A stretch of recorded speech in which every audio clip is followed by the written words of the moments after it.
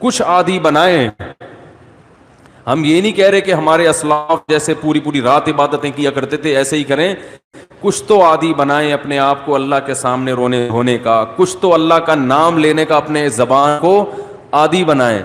جو تبلیغ والے تسبیحات بیان کرتے ہیں, جو صحیح احادیث سے ثابت ہے کہ 100 مرتبہ صبح لا الہ الا اللہ وحدہ لا شریک لہ لہ الملک ولہ الحمد وہو علی کل شیء قدیر, اور بعض روایت میں یحیی و یمیت وہو حی لا یموت. یہ حدیث میں تبلیغ والے تو تیسرا کلمہ بتاتے ہیں, یہ کلمات حدیث میں آتے ہیں. آپ صلی اللہ علیہ وسلم نے ارشاد فرمایا جس نے 100 دفعہ یہ کلمہ پڑھا اس سے زیادہ نیکیاں پورے دن میں کوئی شخص نہیں کما سکتا سوائے اس کے جو اس سے بھی زیادہ مرتبہ پڑھے. تو ذکر سے محبت پیدا کریں. آج ذکر کی لذت نہیں ہے, بس ایویں ہی بیٹھ کے ٹی وی بھی دیکھ رہے ہیں, فلم بھی دیکھ رہے ہیں, اور تسبیح چل رہی. کیسے پیارے کلمات ہیں, کیسا مزہ آتا ہے ان کلمات پڑھنے میں.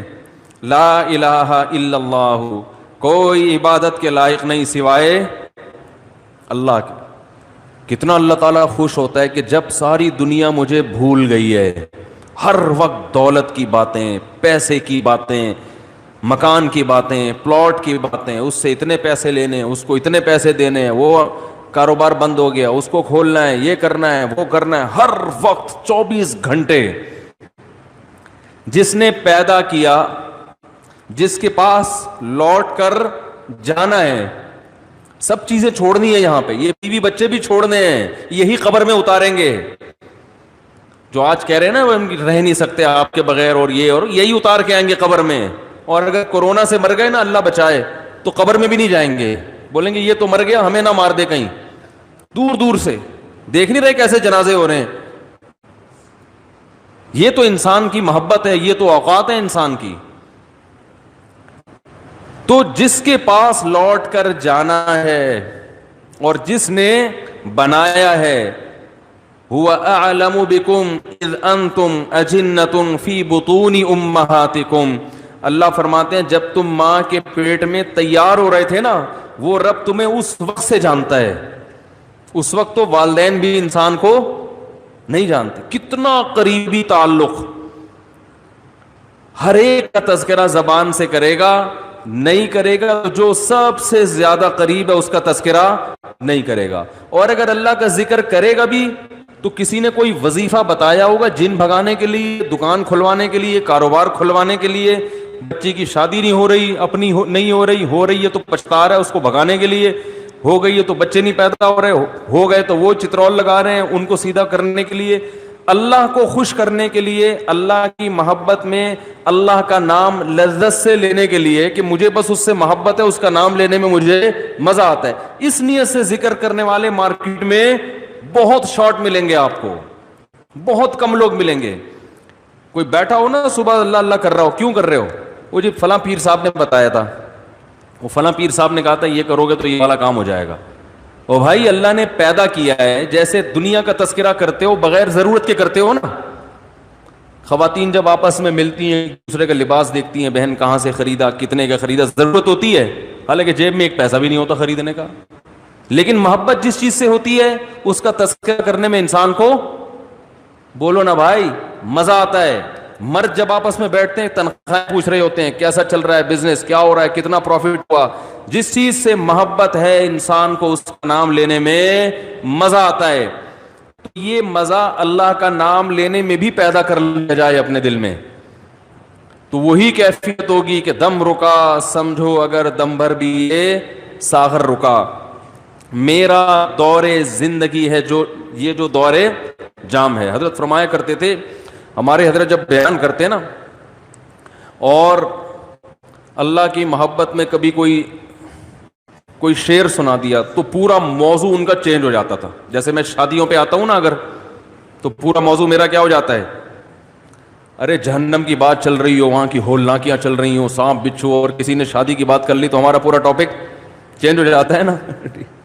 تو ہمارے حضرت کا جب بیان ہوتا تھا کہیں سے اللہ کی محبت کا کوئی تذکرہ آ گیا, اللہ کی نعمتوں کا, پورا بیان چینج.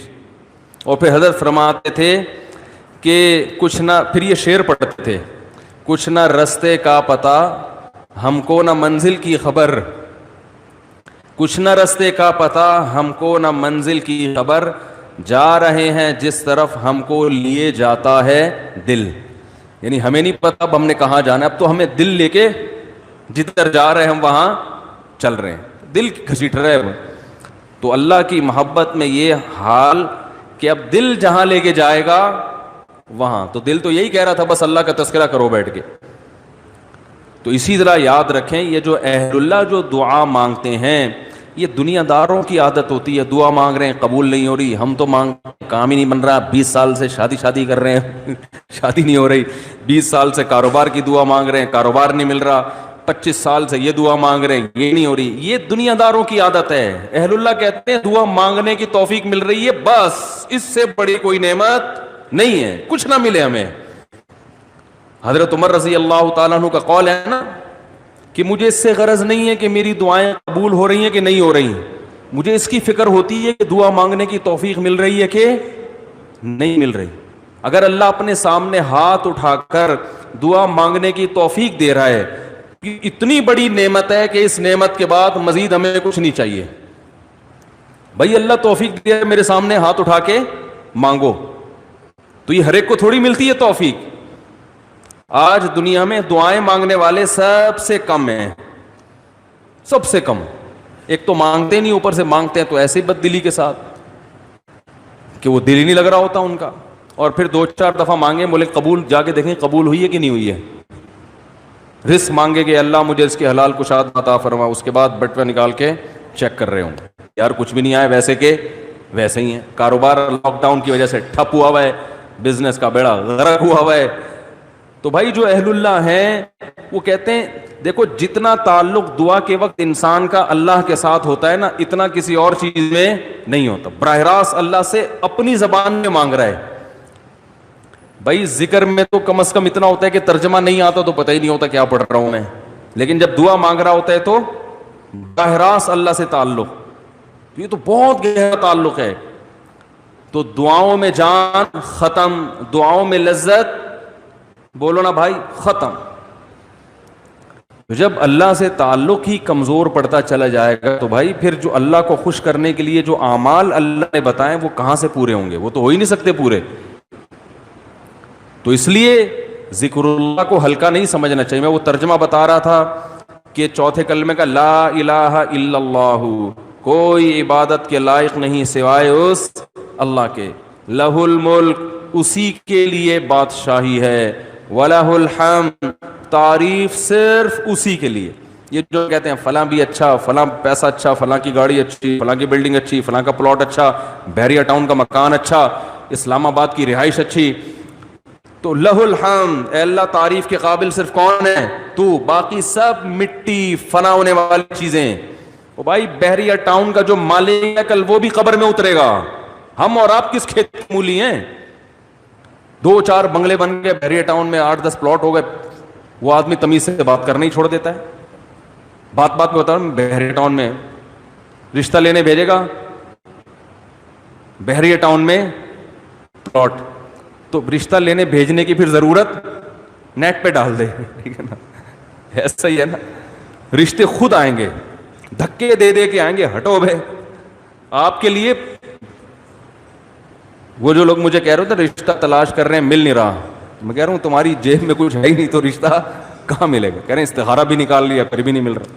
استخارہ نہیں نکالو، پیسے نکالو، پیسے نکالو گے تو رشتہ ملے گا. اور اگر پیسے نہیں ہیں تو پیغام بھیجو، صبر کرو، اگر کوئی قبول کرے ٹھیک ہے، نہیں کرے تو صبر کرو. دنیا مسافر خانہ ہے بھائی، 4 شادیاں کرنی ہیں، لیکن